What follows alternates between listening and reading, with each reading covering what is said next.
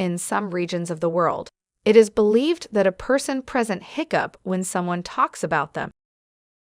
But that is not the case after all. So let us gather some knowledge on differential diagnosis of hiccup today. Scientifically speaking, hiccup is an involuntary spasm of the diaphragm and respiratory organs, with a sudden closure of the glottis and a characteristic gulping sound.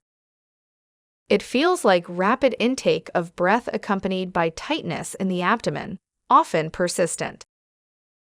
Most cases of hiccoughs occur in people who are in otherwise perfect health, often the result of eating too quickly. Eating quickly can make this symptom even worse. So, hiccup usually resolves on its own, but if it persists, patient may come with this problem. And the questions you need to ask them will be: interrogation of abdominal pain, weakness, chest pain, new cough or change in cough pattern, trouble swallowing, and anxiety. You should also ask if the patient has family history of alcoholism, kidney disease, liver disease, or any nervous system disease. Investigate about the use of medications too. Physical examination will be performed mainly pushing on your abdomen to check for hidden cause. Well, there can be various reasons for a patient for persistent hiccoughs. Let us sort them out one by one. If patient is otherwise healthy but just has hiccup, then he may be eating quickly and might need to change his eating habits.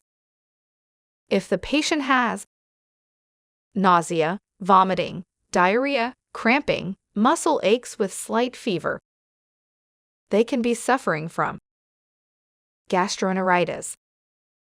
Gastroenteritis is a very common condition that causes diarrhea and vomiting. It's usually caused by a bacterial or viral tummy bug. It affects people of all ages but is particularly common in young children. Most cases in children are caused by a virus called rotavirus. If the patient has gas and discomfort, they can be suffering from gastric distension. Gastric distension is the enlargement of the stomach and can be due to several causes. Physiologic or normal, gastric distension occurs when eating. Distension of the upper stomach stimulates the secretion of stomach acid, while distension of the lower stomach stimulates gastrin secretion. If the patient has change in cough patterns, coughing up blood, and chest ache, which is more common in cigarette smokers, they can be suffering from lung tumor. A lung tumor is an abnormal rate of cell division or cell death in lung tissue or in the airways that lead to the lungs. Types of benign lung tumors include hamartomas, adenomas, and papillomas.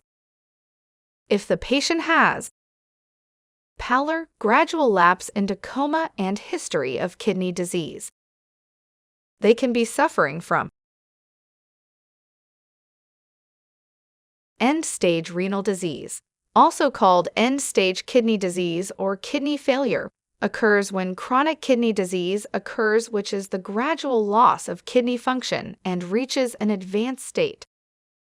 In end-stage renal disease, kidneys no longer work as they should to meet body's needs. Lastly, if the patient has fever, nausea, vomiting, stiff neck, headache, and gradual lapse into coma, they can be suffering from encephalitis.